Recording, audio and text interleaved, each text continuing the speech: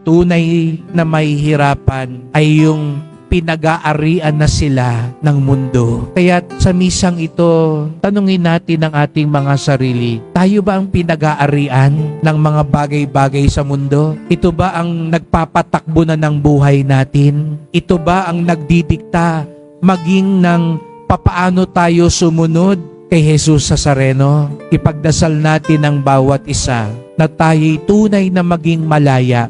Opo, okay lang magdasal na guminhawa ang buhay. Okay lang dumasal na umangat sa buhay, magkaroon ng kaunting pag-ari-arian. Pero sana sa bandang huli, ang tunay na may mag-ari sa ating buhay, hindi ang mga bagay-bagay sa mundo, kundi ang Diyos na tunay na kayamanan natin sa buhay.